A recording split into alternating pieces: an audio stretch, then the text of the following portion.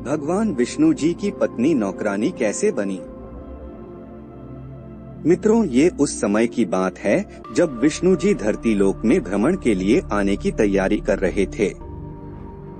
ये देखकर माता लक्ष्मी के मन में ऐसी उत्सुकता जागी कि वो विष्णु जी से सवाल किए बिना नहीं रह सकी। माता ने उनसे पूछा, स्वामी आप कहाँ जाने की तैयारी कर रहे हैं। उन्होंने लक्ष्मी जी से कहा, देवी मैं धरती लोक पर भ्रमण करने जा रहा हूँ। लक्ष्मी जी ने कहा, स्वामी मैं भी आपके साथ चलना चाहती हूँ। ये सुनकर पहले तो भगवान नारायण बोले, देवी आप चलना चाहती है तो जरूर चलिए, लेकिन इसके लिए आपको मेरी एक शर्त माननी पड़ेगी। शर्त ये है कि आप धरती लोक पर उत्तर दिशा की ओर मत देखिएगा। लक्ष्मी जी ने ये शर्त मान ली और इसके बाद दोनों धरती लोक पर जाने के लिए निकल पड़े। सुबह सुबह दोनों पति पत्नी धरती लोक पर पहुँचे, जहाँ रात को बरसात होने की वजह से वहाँ का मौसम काफी सुहावना हो गया था। ये देखकर माता लक्ष्मी जी प्रकृति की सुंदरता में इतना खो गई कि वो विष्णु जी को दी अपनी शर्त ही भूल गई। इधर उधर देखते हुए वो उत्तर दिशा को ओर देखने लगी। वही पास के बगीचे से फूलों खुशबू आ रही थी। माँ लक्ष्मी वहीं गई और वहां से फूल तोड़ने लगी।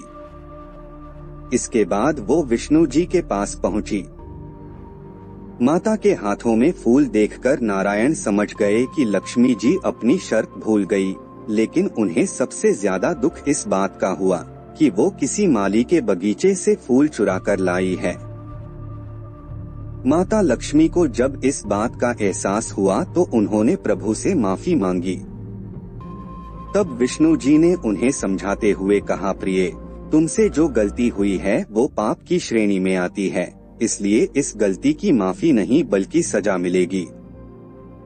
और इसकी सजा ये है कि जिस माली के बगीचे से तुम ये फूल तोड़कर लाई हो, तुम्हें उसी के यहाँ 3 साल तक नौकरानी बनकर रहना होगा। इसके बाद भगवान विष्णु वापस बैकुंठ चले गए और माता एक गरीब कन्या का रूप लेकर उस माली के घर चली गई। उस माली का नाम माधव था। माता जब माधव के घर पहुंची तो उन्होंने देखा कि घर के नाम पर माली के पास एक टूटी फूटी सी कुटिया है, जिसमें उसकी पत्नी, 3 बेटियां और 2 बेटे रहते थे। लक्ष्मी जी माधव के पास गई और उससे बोली, बाबा मैं एक गरीब कन्या हूँ, मेरी देखभाल करने वाला इस दुनिया में कोई नहीं है, इसलिए अगर आप मुझे अपने यहाँ काम पर रख लें तो आपकी बड़ी मेहरबानी होगी। ये सुनकर माली चौंक गया। उसने कहा, बेटी मैं तो खुद बहुत गरीब हूँ, किसी तरह बगीचे के फूल बेचकर मैं अपना परिवार पाल रहा हूँ। ऐसे में मैं तुम्हें क्या काम दूँ, लेकिन अगर तुम चाहो तो यहाँ मेरी बेटी की तरह रह सकती हो। जो कुछ रूखा सूखा हम सब खाते हैं वही तुम्हें भी दे दिया करेंगे। माधव की ये बातें सुनकर माता लक्ष्मी का मन मोम की तरह पिघल गया और वो वहाँ रहने के लिए तुरंत तैयार हो गई। लेकिन माता के आने से माली के जीवन में चमत्कारी बदलाव आने लगा। उसकी फूलों की बिक्री इतनी बढ़ गई कि उसने गाय, नया घर, पत्नी के लिए गहने और अपनी बेटी और बेटों के लिए बहुत सारे नए नए कपड़े भी खरीदे। एक दिन माधव अकेला बैठा अपने पुराने दिनों को याद कर रहा था। तब उसका ध्यान इस बात गया कि ये कन्या कोई आम कन्या नहीं है, क्योंकि इसके आने के बाद से ही मेरे धंधे में इतनी बढ़ोतरी हुई है। ये जरूर किसी देवी का अंश है।